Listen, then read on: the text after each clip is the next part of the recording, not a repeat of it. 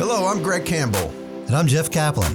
And you're listening to the Urban Advantage Podcast, the official voice of the University of North Texas at Dallas and the Southern Dallas community.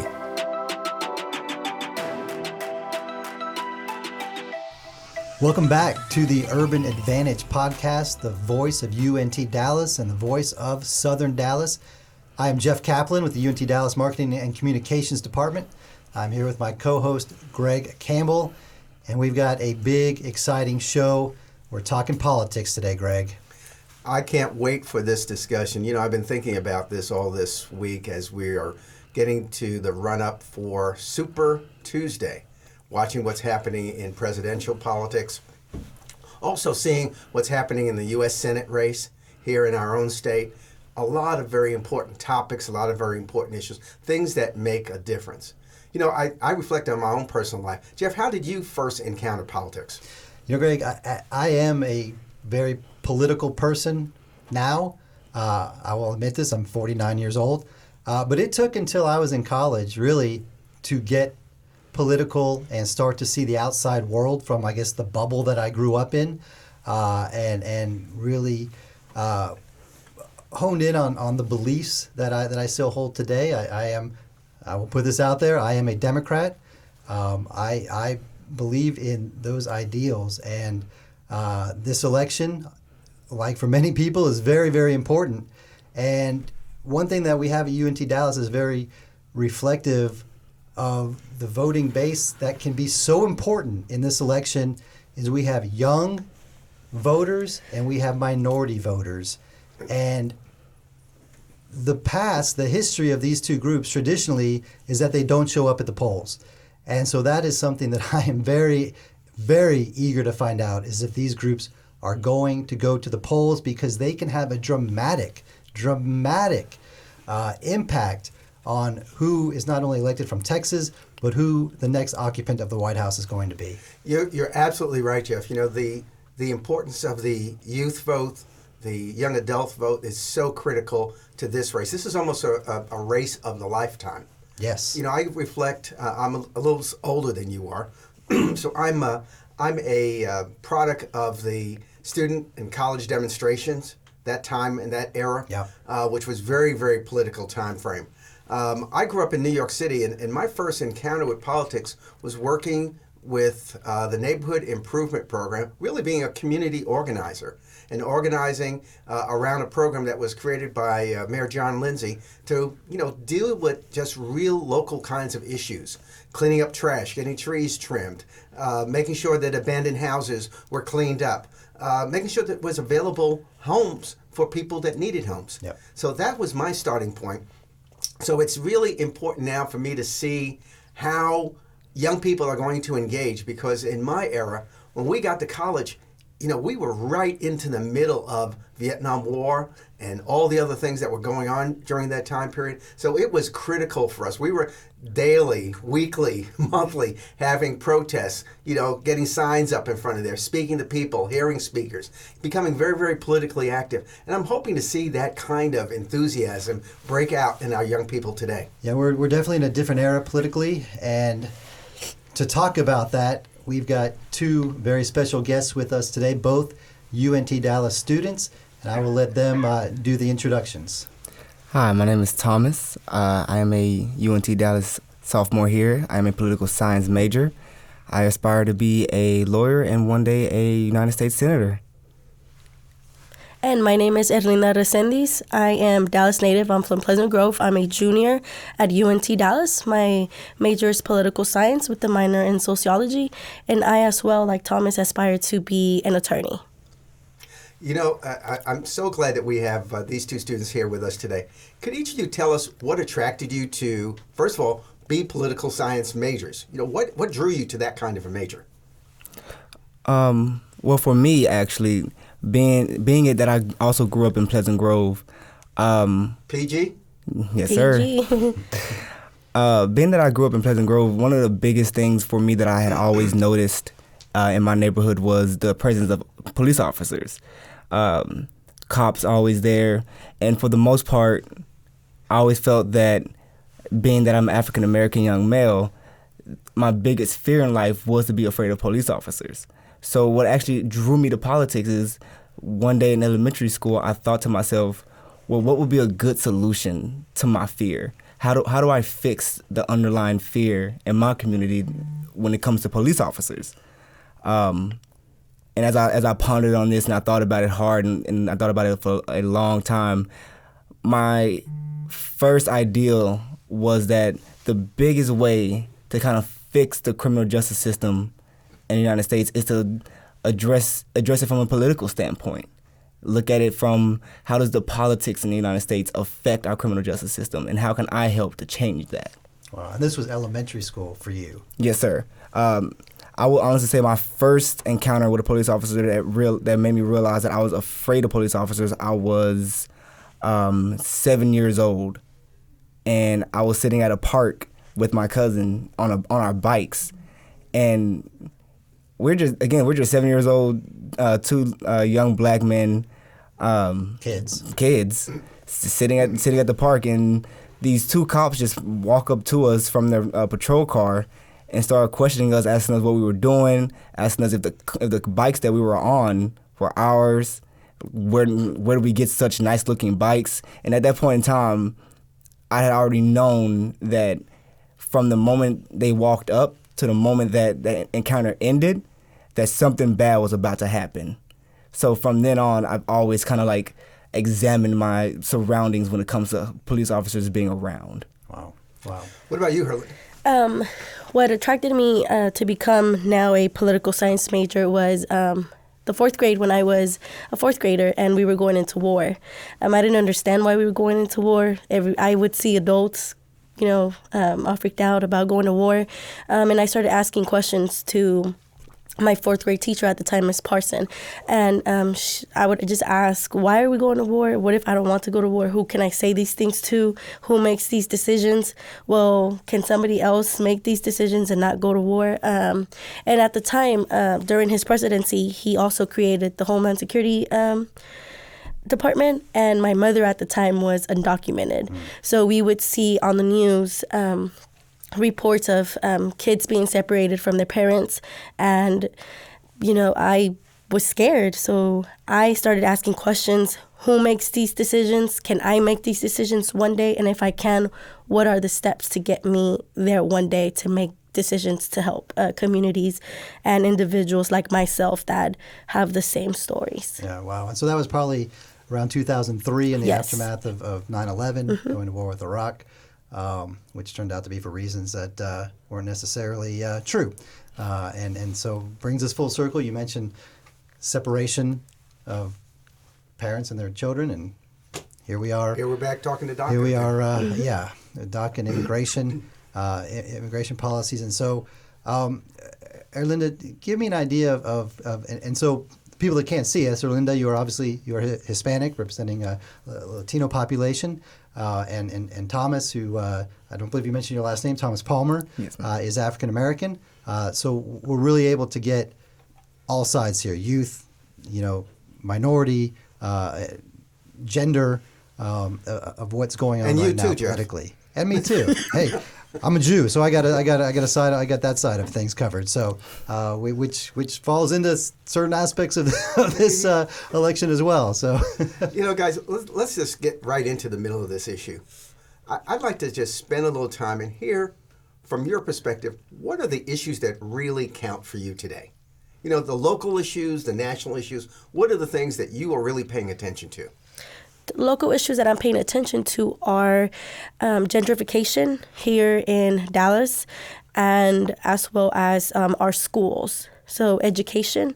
National issues, federal issues would be immigration, one of them, as well as healthcare for everybody.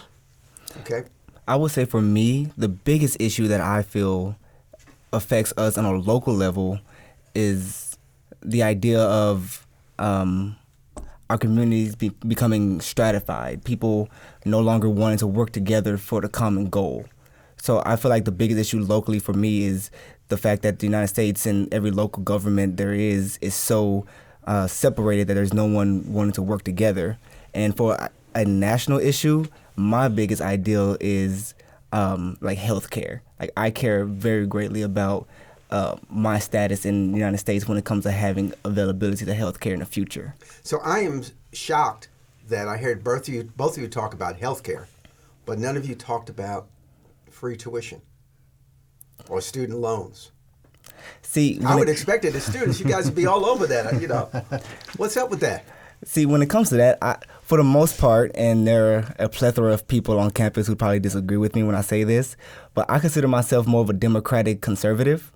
So when it comes to things like, free tuition, I think that it's a great ideal for, myself to have free tuition right now because I'm in college. But I know 20 years down the line that when our national deficit is beyond what even the 1% can handle, that is not something that I'm going to want to have to deal with then. Student loans is definitely something that is important for all of us as students because, we go to school and then we get in debt. Betsy DeVos, I believe is her name. I'm not a fan. I'm not a fan of her, but if we can get a new administration in the White House with a better Secretary of Education, then definitely I'm all for that. Yeah, no, Betsy DeVos is definitely someone who benefits greatly from student debt. And I think that's the biggest issue. I don't think free tuition is the issue that most students are worried about because I believe that most students would think like tuition is a part of the college experience. Having to pay for something makes it a greater value. But the idea that we're having to pay so much that the debt coming out of college outweighs anything that, we learned in college. And the fact that the head of the Department of Education literally benefits from our debt is what's disconcerting. Yeah, we're living in an upside-down world right now where it seems like every department that is part of the government, that is an appointee of this president, is actually the opposite of what you would expect to head those departments. The head of the EPA is about big coal. I mean, and so everything seems to be upside down right now. I do want to talk about now voter participation, okay?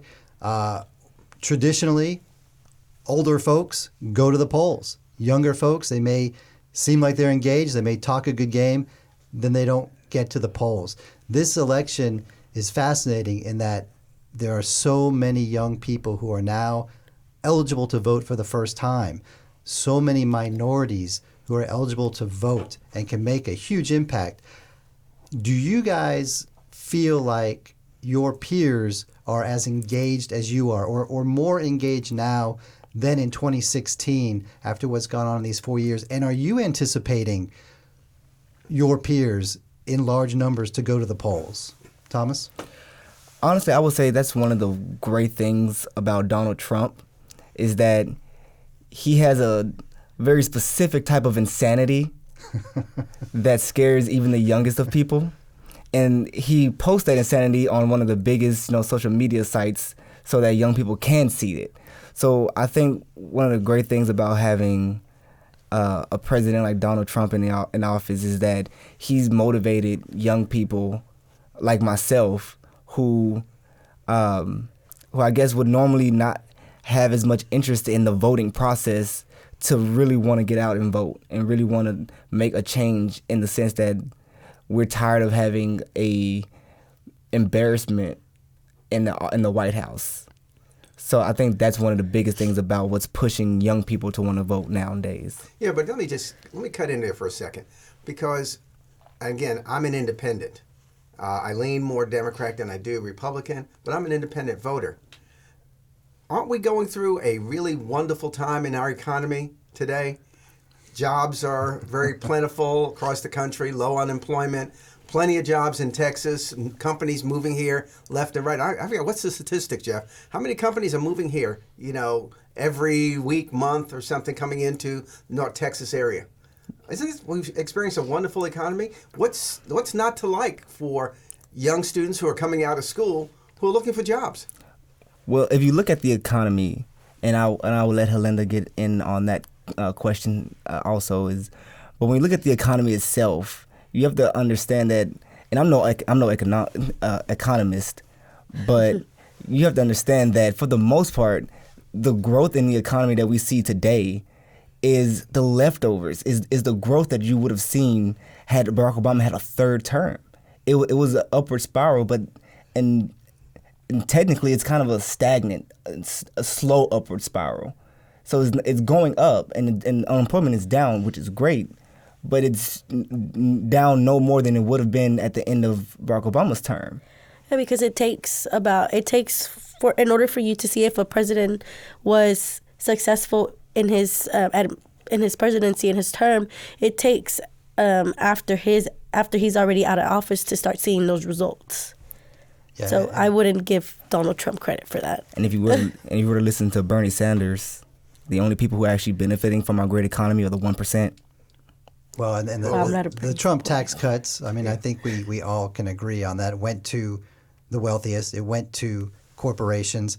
Amazon pays zero taxes. The workers who slave away in Amazon warehouses are paying more in taxes than Amazon pays in taxes. So there's something wrong there. Yeah. And we have a deficit that is out of control and going to crash. I call this an imaginary economy. I want to get back to Herlinda. Talk to us about whether there's enthusiasm for young people to come out and vote this time around. I think there is, because when it was Hillary versus Trump, people were not as excited. I was very excited because it was the woman who was going to break that glass ceiling. Yeah. So after Trump won, it was like a reality check for everybody. This guy is really in the White House. After that, you started seeing, after the first day he took office, you started seeing numbers of women organizing, marching to protest his presidency and the way he has been disrespecting women since he became president and announced that he was going to run for president. So I do see that more young people are more excited that now that they're going to go out to vote, and they are getting more involved, because back then it's like, oh, it doesn't really matter, it doesn't affect me. But now that you're seeing... But is that excitement really translating just beyond the presidential race into excitement about politics, excitement about the local races, excitement about council members or the county commissioner or the our representatives down in Austin? Is that really an excitement that's translating beyond the presidential race, or is it really just about the presidential race and then everybody will go home for 4 years? I think we've always struggled to get more attention towards those different races, but I definitely think that young people are paying more attention now on who our leaders are at city council, at our county commissioners, and our president and mayors are. Yeah. You know, Jeff, when you and I were coming up, we had this class called civics. You know, we actually learned how the government worked. I imagine they teach that in political science majors, but I doubt that the rest of the students here at the university are experiencing anything around learning about civics, learning about government, learning how things actually get done and how things work. I actually want to make a comment about that. I attended Maple Lawn Elementary School. That's on Maple neighborhood here in Dallas.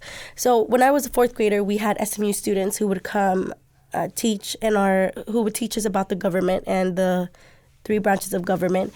So that by itself, as a young, exposing that to me as a young person, as a really young person, excited me more about it and made me want to learn more. So why aren't we doing that anymore? Good question. Yeah, you hear that a lot. Are we not? I mean, is that really the case in growing elementary school, middle school, that there's really not civics courses, that we're not learning how the government functions? See, I think one of the problems with that is that people have an uncomfortability when it comes to speaking about politics, and it's difficult. I always tell people my favorite thing to talk about is politics, but it's hard to find someone who's interested and intrigued enough about politics, or who aren't so quick to assume that I'm attacking them to talk about politics. So, but to that point is, I don't think that teaching civics is something that's been so dispersed out of our curriculum as much as it is now that we're living civics. Because what most people don't understand is that everyone has an emotion about something. Everyone has a feeling about how the school is doing, how the roads look, how our policing is. And all that is civics. All that it goes into how the government behaves in our local communities. Thus, everyone has an idea of what civics is. So can you have a comfortable conversation with other students about politics? Because I know sometimes as adults, I know what I'm experiencing now, I go into a happy hour or a party or gathering, a dinner or something like that, and everybody stays about as far away from politics as they possibly can because it's become a place of taboo. You know, you don't want to offend anybody. You don't want to get one side versus the other side. Is that the same for you guys now? Maybe because it's a controversial, people see it as controversial, but I always tell my friends, I'm not trying to shove politics down your throat. Mm-hmm. You don't have to love politics, but it's something that you have to know. You have to just know and be aware of. And you have to talk about them, even if you don't disagree, or even if you disagree with me, it's okay to disagree with me. But let's talk about these points and let's talk about these topics and these candidates. Well, and I think a big issue with people talking about politics is, from my point of view, to me, the Republican Party no longer really exists in what its ideals are. It is something completely different, and it seems now that the ideals that people who are firmly entrenched in the Republican Party, the Senate basically, are at these base fundamental values of race and issues such as that is really separating people and making it very difficult for anyone to talk about politics in a general sense and even what democracy means anymore. For myself, I have a real fear that we are losing democracy. Do you guys get that sense? Do you guys feel that way, that our way of government is slipping away if we are not careful in this next election? Do you feel your peers feel that way? I definitely know that the more and more I see and I experience the activities of our current administration, and I see the actions taken by the conservative senators and House representatives, that it feels like a monarchy. And I say that with the utmost ignorance, because I've never lived in a monarchy. None of us have, right? But I know for a fact that the democracy that I grew up in, where discourse was welcome, but it didn't turn into a shouting match, it didn't turn into a cursing match. How many bad words can I say to you before you stop talking? And it also wasn't a government where the entirety of one party basically bends over to the president. I used to tell people all the time that when I vote, I will honestly vote the same. I will always vote a Democratic president and a Republican senator and a Republican House representative, because I feel like there should be the balance. But now there wouldn't be any idea of a balance when it comes to the Republican Party. We have terms such as loyalists in this country now. If you're not a loyalist, you're out. Mm-hmm. We just saw that at the DNI. I mean, we have corruption invading the Justice Department, corruption invading the Department of Defense. If you're not a loyalist, whatever that means, you're out. It's hard to have debates when you talk facts that don't exist, when you talk about people having to be loyal and that nature. So, and that's where I wonder if others are seeing that, the younger generation is seeing that in terms of getting out to vote. I think that our democracy is at stake because of what Trump is doing. We saw what happened during the trial of impeachment, where Donald Trump was acquitted, and he admitted that what he did was wrong. Right. But he still came out clean. Right. So I definitely do believe that our democracy is at stake, and young people are paying attention to that, and it's going to cost them to come out and vote. And to your point about the corruption that we see, in our administration, I can honestly say before the Trump administration, I have never known who the Attorney General was. Right.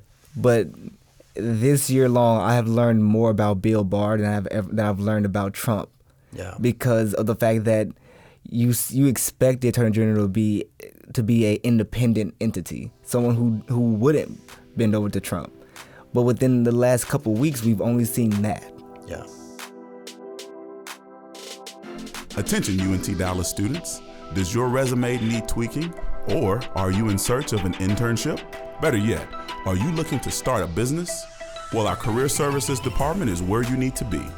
Under the direction of Arthur Lumsey Jr., this department provides career tips and guidance to get your professional journey on the right path. For more information, send an email to careerservices@untdallas.edu. And remember, everyone, blaze your trail. A lot of amazing things going on. I would like to see if we could turn this now to the Super Tuesday election and talk about some of the candidates. Let's just get right into it. Yeah, Who are you voting for? Feel the burn. And why? I voted for Joe Biden. Why? And I voted for Joe Biden because I think his experience will be able to beat Donald Trump, and he can get votes that Bernie cannot get votes from. Biden can get the older generation to come out and vote, and he can get some young people like myself to come out and vote, as long as that white vote up north. So, Herlin, let's get into this, though. You picked Biden. I did. And Biden has, up to this point, done so poorly in the first couple of states that he's run in. So why? Why has he not gotten any traction? That's something that I ask myself. I don't have that answer at the moment. Yeah. But like I said, I go back to his experience. He has been a senator. You know, he was there before, so he knows how to do the job. And I think, in my opinion, he is what it takes to beat Donald Trump. You know, I agree with you in the sense that he has experience. I mean, I think I remember him being one of the youngest senators ever being elected at like 29 years old. But I believe that he's not getting the traction needed because, as sadly as it sounds, I feel like he's riding a coattail. Like, yes, he was the vice president, but as you saw in the second Democratic debates, when we're talking about the great things Barack Obama did, he's all for it.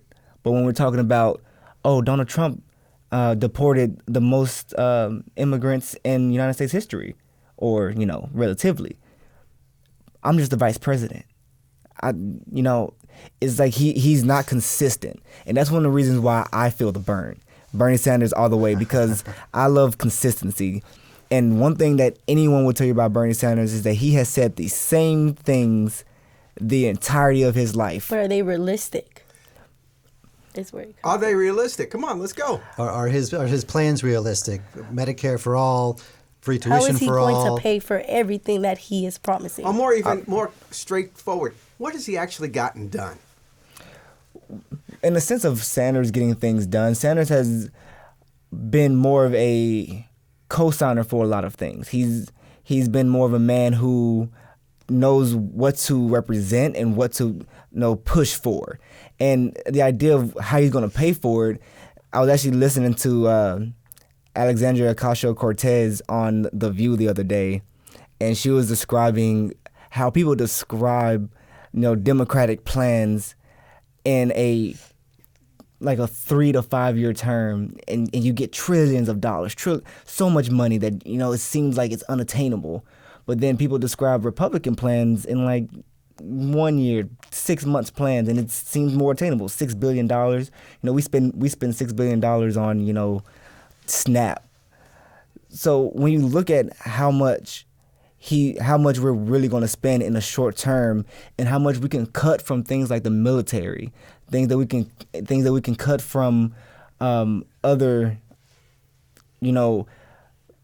social programs. A lot of people are benefiting from social programs that don't necessarily need to benefit from social programs. That's money that I feel like we can cut, that he knows that we can cut, especially from the military, Doesn't that invest sound a more lot into the like students. what the current administration has just proposed with their food stamp program that they're cutting, with some of the other safety net programs that they're cutting? So you're telling me that Bernie's going to come right behind and give us Medicare for all and help our health insurance, and then in the same breath cut our food stamps and other safety net programs? See, the difference is that what the Trump administration does is they don't just cut the money; they reallocate it to things that they feel are more beneficial to themselves. The money that Trump is using to build a wall that's blowing over in the wind, that's not a purposeful reallocation of that money. Whereas if there is a way that we can allocate the money in an appropriate way to where we can afford that, we can afford Medicaid for all, we can afford free tuition, then that is what we can see from the Bernie Sanders administration, a administration that's more able to reallocate the money, not just cut it and put it somewhere where we have no idea where it goes. Do you also think that he's going to be able to get both Republican and Democrats to come together and get things done? I do believe that, because Sanders is, I feel like Bernie Sanders is one of those no-nonsense people, and he describes himself as a no-nonsense person. You wouldn't see him trying to sow division. It's hey, let's work together. Come to my office, come to the Oval Office, and show me the bill. Whereas you have the Trump administration and the Republican Senate saying that they're willing to work with Democrats, but yet you have 75 bipartisan bills from the House that are more Democratic just sitting on the floor. So do you think that the Republicans are going to do what they did to Obama? They're just going to not want to work with him, or eventually work with him? Because I think that Joe Biden is more modern and more in the middle. So he's going to be able to work with both Republican and Democrats, versus Bernie. I feel like he's more to the left, very far left. Oh, he's very far left. So they're just like, nah, we're not going to. Yeah. And even a bigger question before we can even get to that question is, can Bernie get in the White House? Now, you brought up, you voted for Biden because you feel like in those really four key battleground states of Pennsylvania, Michigan, Ohio, and Wisconsin, areas that voted for Obama and then voted for Trump, you think Biden can get those voters who voted for Trump to come back? But there's a big question, can Sanders get those voters to come back? And then does that pave the way for Trump to win again? See, that brings back into the conversation about the younger votes.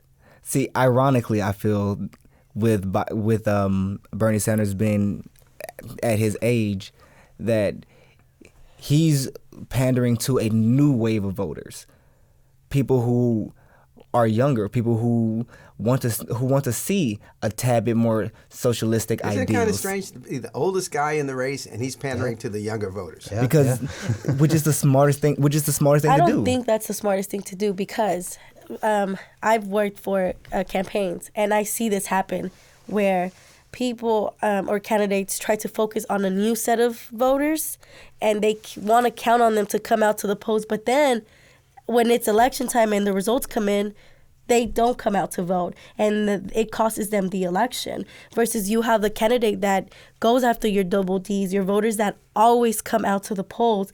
And yeah, then they add the sprinkle to the cupcake, which is the younger voters, the new voters, and then they get more votes and they win. So I don't think that.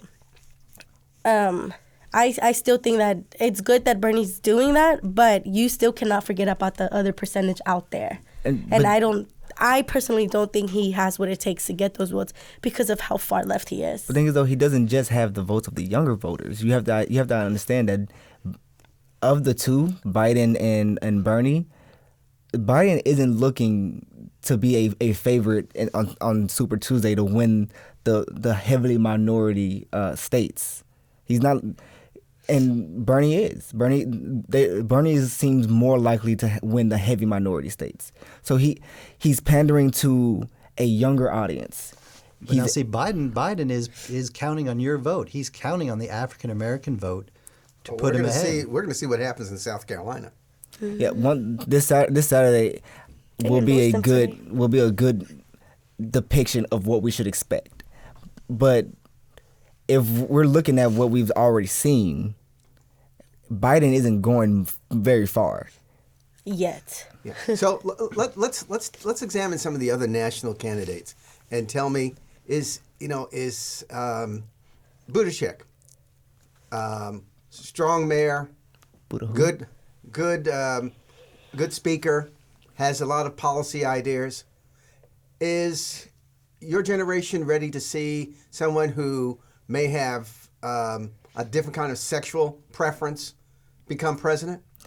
See, I feel as though that people make that into a conversation when it's not the biggest thing of him. Like, one of the things that I do respect about Pete Buttigieg, Mayor Pete, is that he in his own right has his minority ideals. Like, he in his own right is a minority. But he doesn't focus on that. He doesn't push that issue.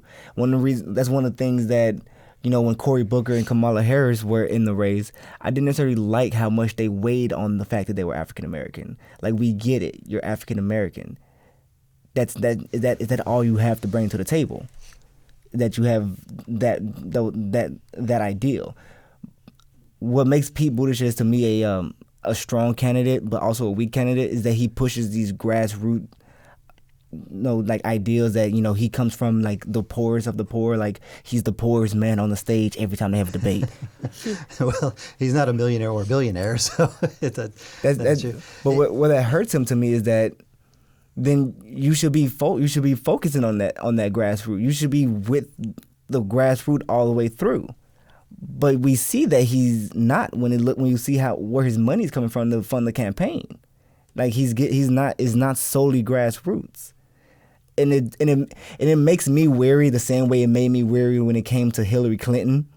And Helinda would tell you that, me and her do not agree when it comes to Hillary Clinton. That is a fact. That is a fact. So, Hillary, what do you think about she lost the election, too, so. He's okay. He's just okay. He's just okay. It is amazing that, I don't mean to interrupt you, but I'm just saying, the two candidates you guys have chosen are 78 years old, both of them.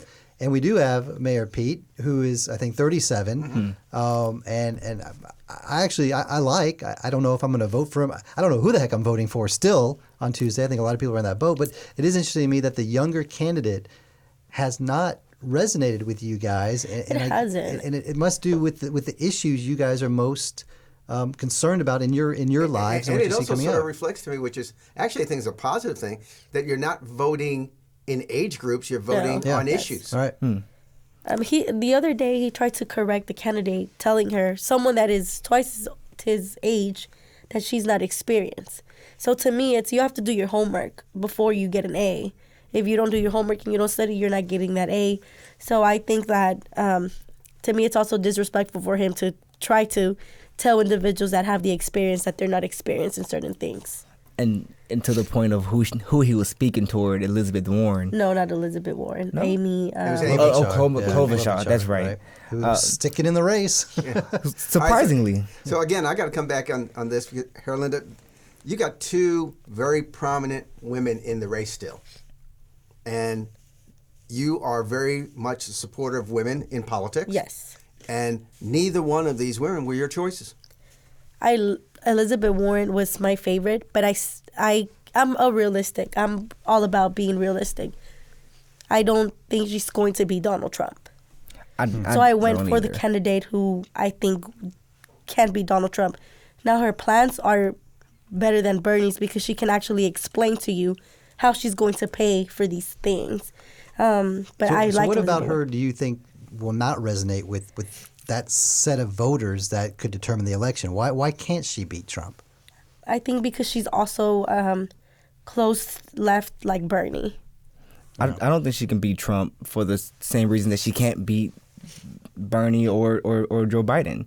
Like you saw in the last Democratic debate, she was very strong. She spoke very strongly, but at Mayor Bloomberg, who is an easy target. She you don't see her throwing the punches at the big dogs on campus. You don't see her taking on. You don't see her trying to take on Joe Biden and take on Bernie Sanders in particular. Yeah. So what gives me or Herlinda any type of hope that when it comes to taking on the biggest troll in America, that she will be able to throw the big punches? Okay, but let me throw back to you, Amy. Amy's done a really good job of talking to the issues. Yep. And she has strong following. She's been able to take on anybody on that stage. Why isn't she one of your choices? Moderate like a Biden. It was concerning to me that she couldn't name the president of Mexico. Yeah. I think if you're running for the highest office in the United States, you have to know these questions, especially because they're neighbor. You know, it's our neighbor. That was surprising. Yeah. My issue with Amy was that in the entirety of the 2016 election, when you saw, the Republican Party that had 11 members on stage at one point in time, the biggest voice you heard at all times was Donald Trump. He was always speaking. In this campaign, in this entire race, you don't really hear her make those big statements. You don't hear her stick out like everyone else does. And she flew under the radar. So the loudest voice is the most influential voice in politics? No.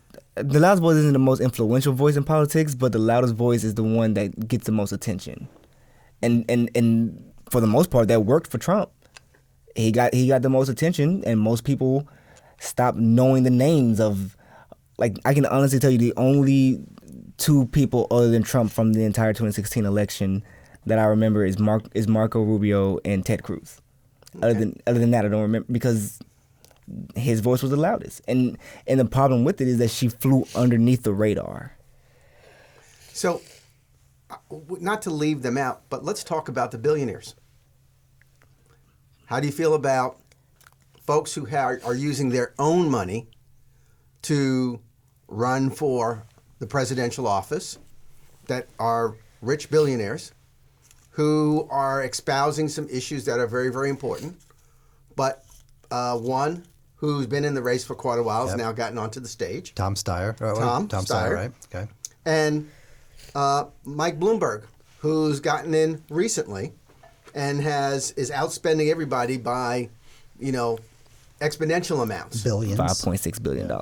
I think that their history. I'm gonna talk about Bloomberg. His history and his past don't help him, and stop and frisk is a policy that I saw a documentary about, and it's something that completely disqualifies him from my list. And that's someone that I'm not. So that one policy that he's had going back 20 plus years ago disqualifies him from consideration. Yes. It's how he pushed that policy. The fact, like I told you earlier, my biggest fear, my only fear is police officers. And the fact that he could stand on a stage at any point in time in his life and tell a room full of reporters that there's an easy way to tell a criminal. But if he has the money, and money in politics is important. So if people make him the nominee and he has the money to beat Donald Trump, it may happen. Now, if he is the candidate, if he's the nominee, I mean, you're voting for him over Trump? I guess I'll have to, because I don't want to not vote. Yeah. But yeah, I think a little bit the Oh, wait, Tom, billionaires. what did you say? Yeah, go ahead. If he's the nominee, what are you doing? Take a deep breath. So I won't be voting for Trump. Governor Wild is probably going to be on the Will ballot you be also. voting then? Are you voting? I will definitely vote. I will never miss out on my chance to exercise my right to vote. One of the biggest things I thought about doing when Trump was going up against Hillary was writing in my vote. I was going to write, because I really didn't want to vote for either one of them.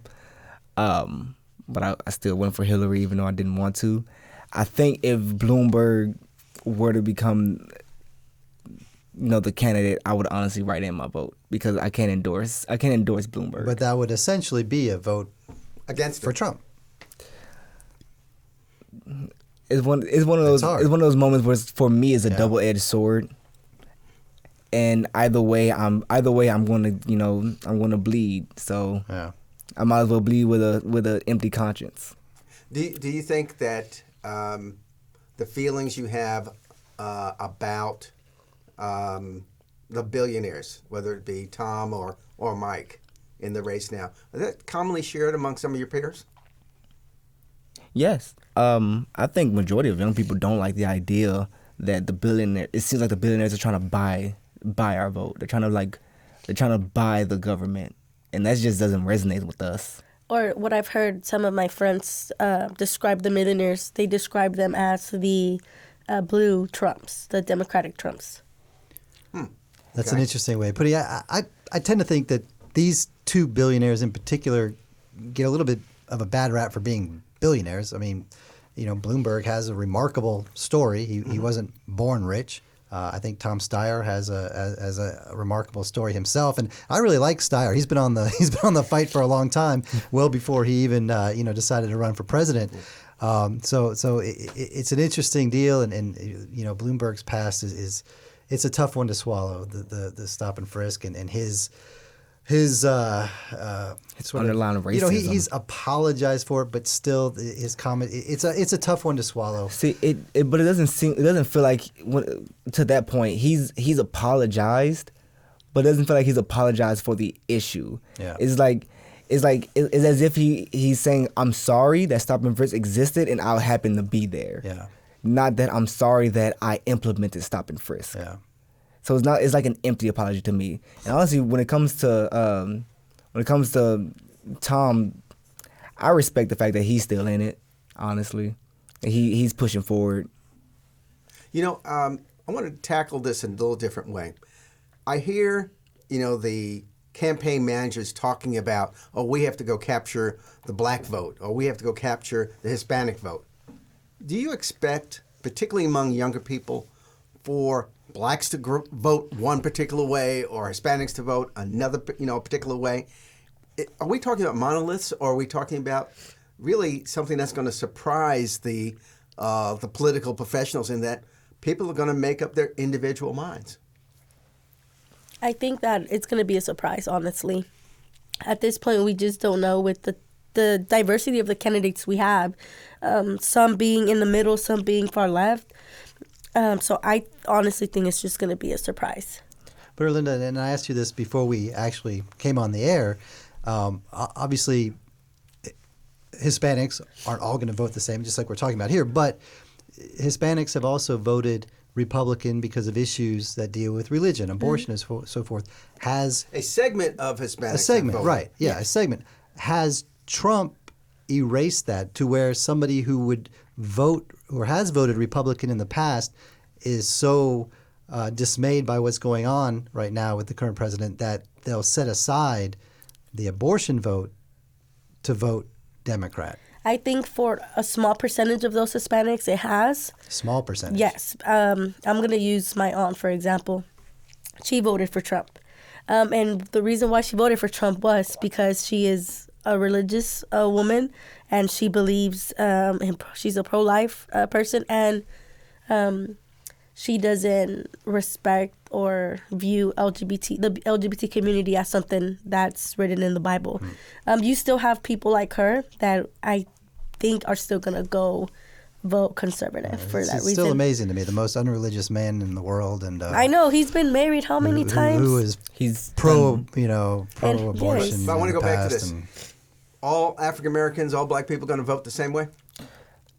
In this case, my reasoning for this is kind of the same as Herlinda's. It's the fact that there's no one Democratic candidate. Like, there's no way that anyone can all rally around one person. So I can't see the entirety of the African American vote being so, singularity onto one person. It's going to be real, like, up in the air. Okay. I want to switch real quick. We have a U.S. Senate race that's in play right now. What are the issues? What are the things you're looking for? And who's your candidate? My candidate is Royce West. He's done a lot of work here in Senate District 23. And very responsible Yes. for UNT Dallas. Yes. The Godfather. So I want someone to go represent me and the U.S. House Senate that's going to hold the person in the White House accountable for things. And this is, of course, the race against John Cornyn. Yes. incumbent And someone that is Republican. not going to be a loyalist like John Cornyn to Trump. Yeah. I would honestly say I think this is one of the first times I've ever, full-fledged agreed with Herlinda,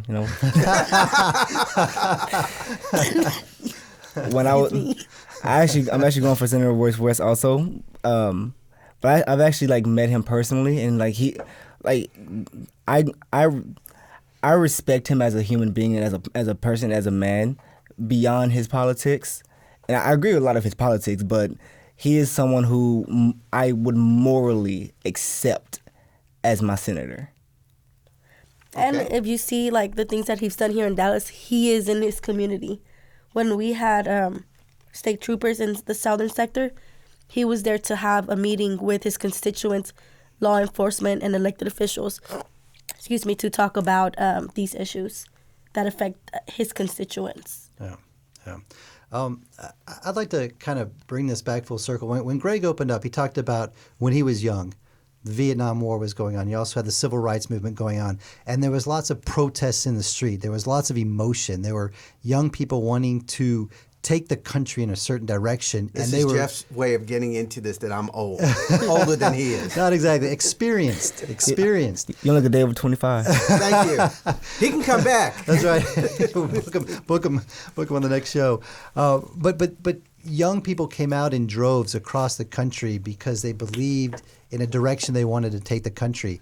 We're talking about the U.S. Senate race. In 2018, Beto had a campaign that really swept this state. It was a campaign more on emotion than substance, and I think that played out as he tried to become a U.S. presidential candidate. But he tapped into something, and he got thousands of people out. I was in Austin when he had one of his last rallies with Willie Nelson, and there was 60,000 people out there, and he tapped into something. And at that moment, I thought that a singular figure would rise up in this presidential election and sort of create a wave of momentum and optimism. That hasn't happened. Really, the opposite has happened. We still have 6 people in this race that nobody is really all that excited about. You guys seem to be almost like me. You decide on who you pick the best one you think there is. And I'm just wondering, going back again to your peers and the enthusiasm for voting, are they going to come out? Is there an enthusiasm to get out and vote? Because there doesn't seem to be a defining moment, even though you say our democracy's on the line. That should be a defining moment, but we're not out in the streets protesting yet. We're seeing the corruption of the government, but we're not protesting. Do you feel like there is that excitement that the young people are going to come out and vote? I think there is, because like I mentioned, I've done door knocking before as well. And when I knock on a door on someone that's my age, and they open the door and I'm giving them information, telling them about how to become a voter, about voter registration, they're just like, oh, okay. But I have those conversations now, and their response is different than what it was in 2016. Yes, get me registered so I can go vote. And the best way to protest is going to the polls and voting that man out of office. And Thomas, tell me about your thoughts on the African-American vote. If you look back at the statistics in 2016, the African-American vote went down. It went very from really, I think, its lowest point since 2000. If that happens again, we could be in trouble, depending on which side of the aisle you're on. What excitement do you see a bubbling or an urgency for young people like yourself to go out and vote? First, I would like to say I kind of disagree with you in the sense that I think that we do have, a candidate who has that urgency. Okay. Who's finding the grassroots movement with Bernie. Yes. Yeah. I mean, we have a Bernie bro in our president. You have a Bernie bro. Look at and there we go. That's exactly what I was about to say. You have to understand that of all the candidates, none of them have the best slogans other than Bernie. Got a Bernie bro right here. I feel the burn. Not me. Bernie Sanders has the best slogans, and you can see the excitement just by the slogans themselves that you like within the youth. And honestly, I feel like one of the biggest reasons why the African American vote went down so low when it came to the 2016 election is that when Barack Obama first became president, we felt like we had a stake in that. In his second term, we felt like we still had a stake in that. There's something in there for us to get. Yeah. Whereas when it was, and one of the reasons, again, I was not a pro Hillary, I wasn't a Hillary supporter, was that when it became Hillary versus Trump, there was nothing for us there. We didn't feel as though that we had a foot in that race anymore. And I believe that right now, I honestly can't say that I expect a high percentage of African American voters going out, because I still don't feel as though there's a huge leg in it for the minority group. Maybe more for Latina, because that's who Donald Trump has vehemently attacked is the Latino population. But he's also been called a white nationalist. He's also been called a racist. I mean, he told African Americans, "What do you got to lose? Vote for me." I mean, you still don't think they feel a stake, but do feel a stake in Bernie or not at all? When it comes to Bernie, there's a stake in it for everyone. I feel like, well, except the billionaires and 1%, because he has an idea that everyone should be able to succeed in this country based on our democracy, and that's where that stake comes in for African Americans, is a sense that our biggest thing is that we've always had a boulder tied to us, that there's no way for us to succeed because of the fact that everything in this country is built around racism, built around how can we hinder African Americans at the very core of their existence. And when you see a presidency candidate like Bernie Sanders, who says, "Look, everyone should be equal," a man who, as old as he is, coming from that Jim Crow area, from that era of racism, who still believes from then to now that everyone should be equal. Yeah. Then that gives us a stake. That gives us a reason to believe in that dream of equality. Yeah. Yeah. And Jeff, all this doesn't make a difference if people who want to go out to vote don't get a chance to vote. Right. And I've been following Stacey Abrams and her efforts around voter suppression. And I just want to get a sense, do you see real efforts here in your life to suppress votes? Oh, yes. Talk about that. Yeah, how? The biggest way is the fact that gerrymandering still exists, and then you have the hardest thing for African Americans and Latina communities is that we don't know where to vote. And when we don't know where to vote, we know that it's out of our capacity to go vote. Like, what's that mean, though? Out of your capacity to vote? Like, let's be honest. If I want to go vote on the same day that I have to go to work, what do I gain from going to vote versus missing a day of work? And then, if I do miss a day of work, how far do I have to travel just to go vote? And how long do I have to stand in a line just to vote? So you mean those stories I hear about setting the polling times between 9 and 5 and only having one voting machine are real? Yes. Those are real realities. And reducing the number of polling stations in a lot of states. Or changing them as well. Right. I've been an election judge since I was eligible to do it, and I love doing it. And I know I've experienced a lady that this happened to my mom actually, and I was there, so I took care of it though. My mom was in line, and I was already, voting, and the lady told my mom, "You need to get out of line. This is only for citizens. Only citizens can vote." So my mom got out of line, and when she told me this, I obviously reported it and took care of it.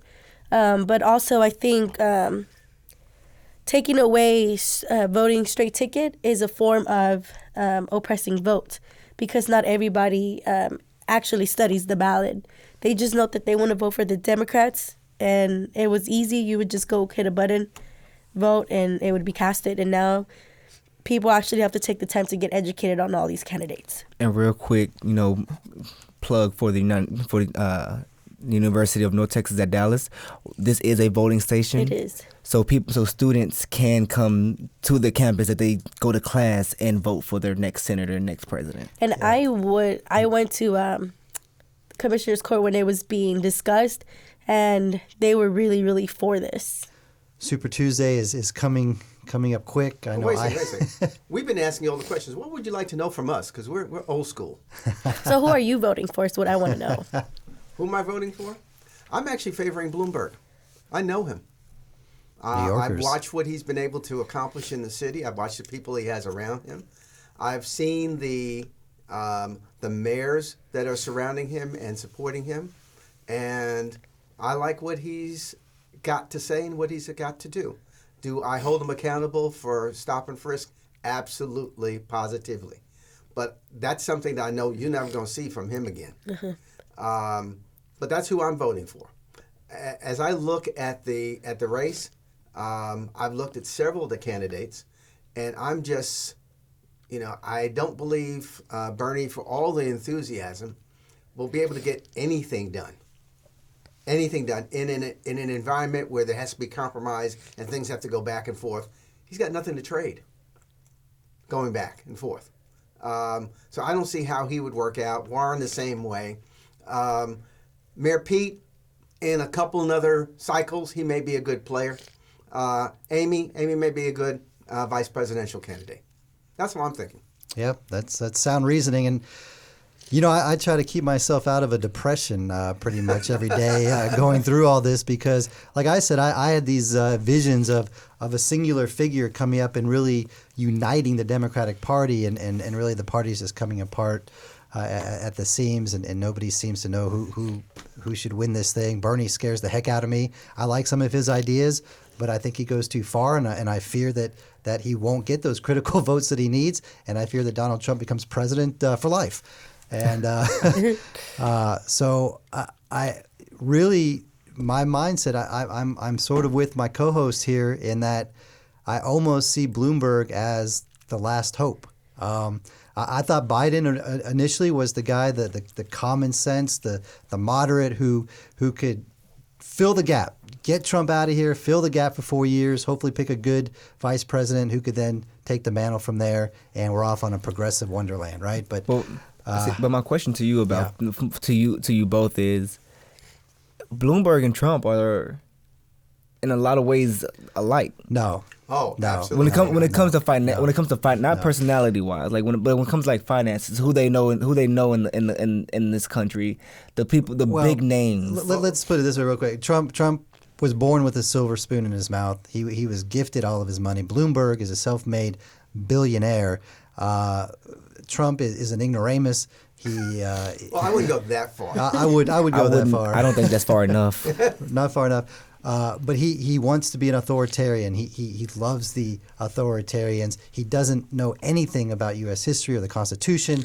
Bloomberg, again, to me, would be a good stopgap to stop the insanity, get all of our institutions back in line, and we need to flip the Senate too. And if you care about really local issues, if you see who are the mayors in the United States really supporting, it's Bloomberg because he's figured out how to support them. He also gave away $4.8 billion last year to nonprofit organizations. That's the other thing. He is a major philanthropist, completely what Trump is not. Yeah. So I don't know that Bloomberg is my first choice, but he may be my only choice. So, we'll be making that choice respect. Super Tuesday. Yeah, Had to we respect sure it. will. We sure will. All right. Well, what a great show. The Urban Advantage podcast, the voice of UNT Dallas, the voice of Southern Dallas. Thank you to my co-host, Greg, our two great guests, Thomas or Linda. Thank you so much for being here, and we'll see what happens. Thank you for having us. The Urban Advantage podcast is a production of UNT Dallas and recorded on campus in Southern Oak Cliff. Our hosts are Jeff Kaplan and Greg Campbell. Our production team is Jared Horn, Shania Anderson, and the voice talents of Dean Boyd.